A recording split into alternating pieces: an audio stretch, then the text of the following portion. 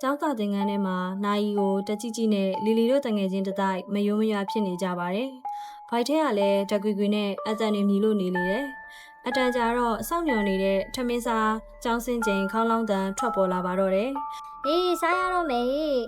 လီလီတို့အုပ်စုကိုထမင်းကြိုက်ကိုဖွင့်ပြီးပျော်ပျော်ပါပါစားကြပါတယ်။ထိုစဉ်ရွှေရွှေကလီလီဟင်းကွက်ကိုလှမ်းကြည့်ပြီး လီလီဘာသားဟင်းလဲ လို့မေးရင်နှိုက်ဖို့ပြန်လိုက်စဉ်လီလီကအလန့်တကြားတားလိုက်ပါတယ်။ ဟို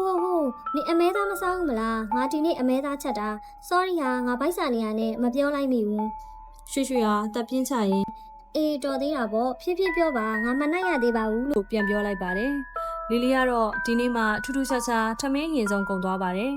ငါဒီနေ့ဘိုက်ရန်စားနေလို့လားမသိဘူးအရင်ကုန်သွားပြီငါပြီးနေပြီဆိုတော့အိမ်သားရင်သွားနှင်လိုက်တော့မယ်နော်နင်တို့ပြီးရင်နောက်ကလိုက်ခဲ့ကြ လို့ပြောဆိုကထမင်းကြိုင်သိမ့်ပြီးအတန်းထဲကထွက်လာခဲ့ပါတယ်။အိမ်သာရှိရလမ်းသို့ရှောက်လာစဉ်သမီးလီလီရေဆီယမစီခဏလာပါဦး။အတန်းပိုင်ဆီယမဒေါ်ဝါရဲ့လမ်းခေါ်တန်းကြောင့်လီလီလက်ကြည့်ပြီးဆီယမအနားကိုခတ်တွတ်ရှောက်သွားလိုက်ပါတယ်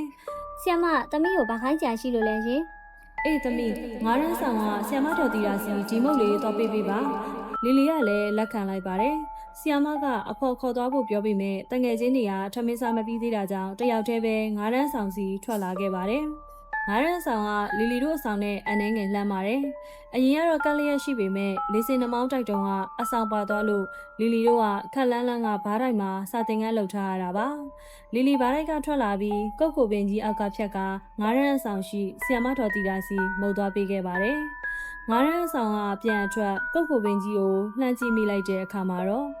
လွှာကနေ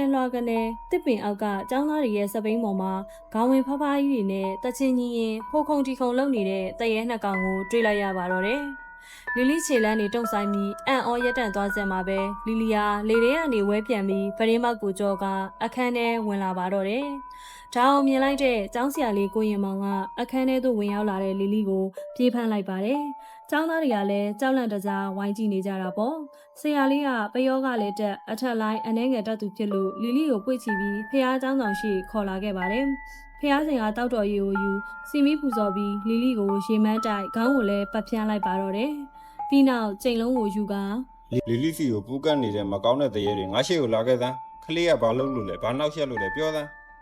ကိုတဖြန်းဖြန်းရိုင်မေးလိုက်ပါတယ်။လီလီကတော့မျက်လုံးနီနီကြီးရည်နဲ့ဆရာကိုပြန်ကြည့်နေပါတယ်။ငါ့ကိုဘာကြည့်နေတာလဲမေးတာကိုဖြေ။ဆရာကလီလီကျော်ကိုကျိန်လုံး3ချက်4ချက်နဲ့ရိုက်လိုက်မှအာကြောက်ပါပြီ။ပြောပါမယ်ထမရိုက်ပါနဲ့တော့လို့ငိုတန်ပါပါနဲ့အတန်ပလုံးပထွေးနဲ့ပြောလာပါတော့တယ်။အေးမရိုက်ဘူးပြောနင်တော့ဘယ်ရလာတာလဲဘာလို့ခလေးကိုနောက်ရက်တာလဲပြောကျမတို့ကဘားတိုက်ကြီးမှနေတဲ့တရေတွေပါကျမ